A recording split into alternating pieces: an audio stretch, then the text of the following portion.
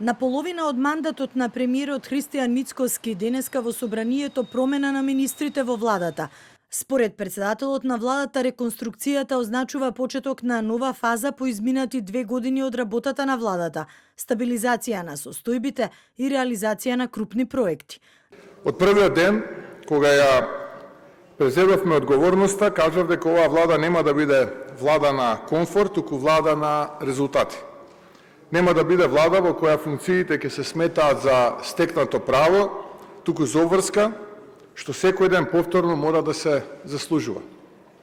Тоа не беше политички слоган, тоа беше принцип. И денес покажуваме дека тој принцип важи подеднакво за сите. Уште на почеток можеме да започнеме со еден збор кој што најдобро го опишува целиот процес, а тоа е зборот пазар. Значи, зборуваме за највулгарен политички пазар, кој што е една увертира и подготовка за предвремени избори. Значи, како прво, на денешнава седница имаме 3 точки. Значи, имаме разрешување на министри, именување на министри, имаме разрешување на заменици министри, но немаме именување на заменици министри. Зошто? Затоа што очигледно пазарот со замениците министри внатре во владачката коалиција уште не е завршен.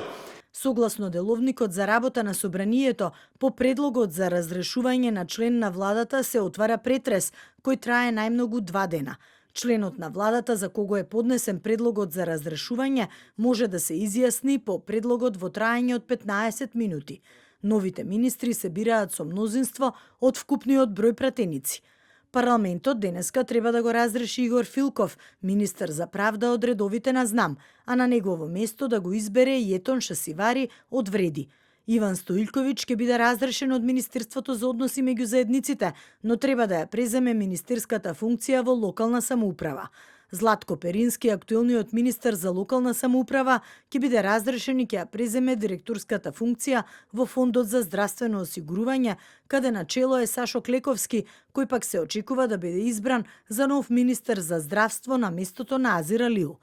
За министер за односи меѓу заедниците е предложен Агон Ферати од Вреди. Цветан Трипуновски ќе биде разрешен од функцијата министер за земјоделство, шумарство и водостопанство, а на негово место ќе дојде Борче Серафимовски од ЗНАМ. Фатмир Лимани треба да биде разрешен од министерската позиција во социјална политика, демографија и млади, а на таа позиција ќе дојде Ѓоко Велковски од ВМРО ДПМН. Зоран Љутков заминува од министерската позиција во култура и туризам, а на негово место е предложен Седат Сулејмани од Вреди. На местото на Шабан Салиу, министер без ресор, е предложен Ерџан Демир од редовите на ВМРО ДПМН. По склучувањето на договорот за соработка на ВМРО ДПМН со Демократската партија на турците, наскоро до собранието треба да биде доставен предлог за уште еден нов министер во владата, а владеачкото мнозинство се зголеми за уште еден пратеник. Исто така новина што премиерот ја соопшти пред известно време е што во владата веќе нема да има вице-премиер и министер за добро владење, туку тие обврски ќе ги преземе лице од неговиот кабинет. Изборот на заменици министри, како што најави Мицкоски, ќе биде во септември.